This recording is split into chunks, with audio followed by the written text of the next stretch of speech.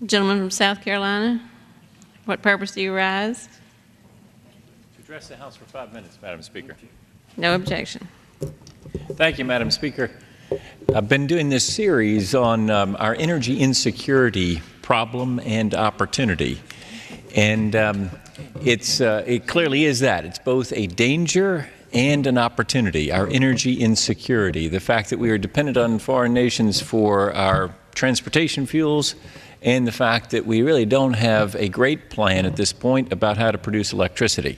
So we've got this energy insecurity, and we've got a danger there, but we've also got an incredible opportunity.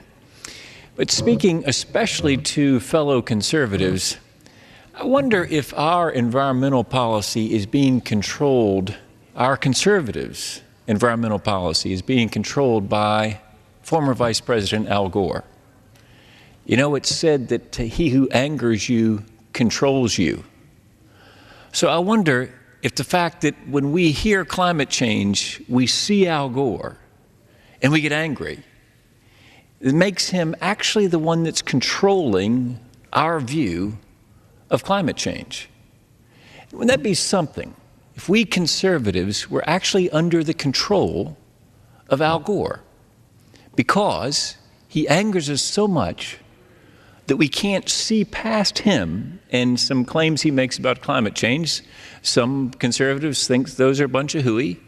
But if you can't see past that to the job creation opportunity and to the national security risk, then is he really controlling us? So what I'd like to ask, especially fellow conservatives, to consider is that really where we want to be?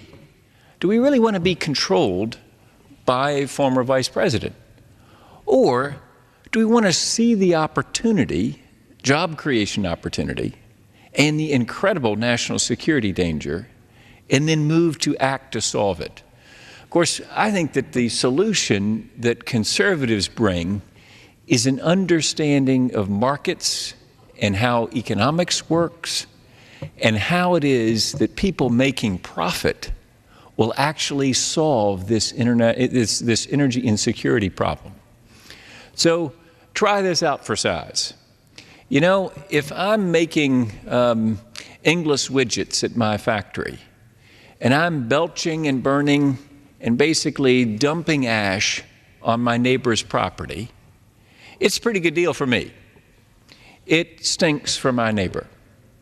Now, under biblical law, my neighbor would have a cause of action against me. Under English common law, under American common law, and by virtue of EPA and regulations, my neighbor would have a cause of action against me or a regulatory regime to help him out. Now, if I'm heard to complain to the local congressman, no, now listen, you can't make me put scrubbers on my smokestack because that'll drive up the price of my widgets. Inglis widgets will go up in price, and that'll make it so the customer is hurt. Well, will it? Or will it actually create the opportunity for another entrepreneur across town who is ready to compete with me and take me out because he's got a cleaner process, a smaller smokestack, if you will?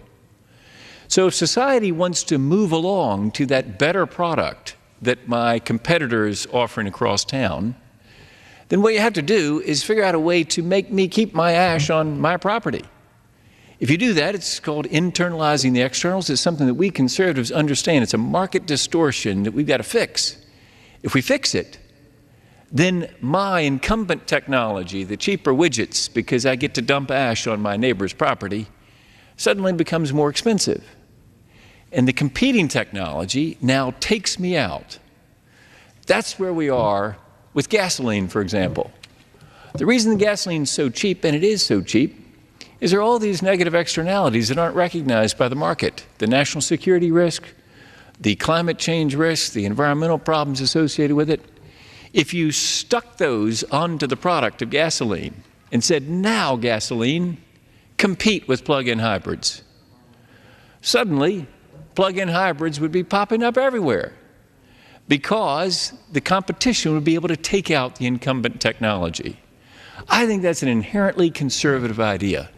I think it's understanding how markets work, how economics work, and how profit can solve this energy insecurity. Because if we get to the place where that competing technology can take out the incumbent technology, we will break this addiction to oil, and we will improve the national security of the United States, and we will create jobs because those new technologies have a lot of jobs in them.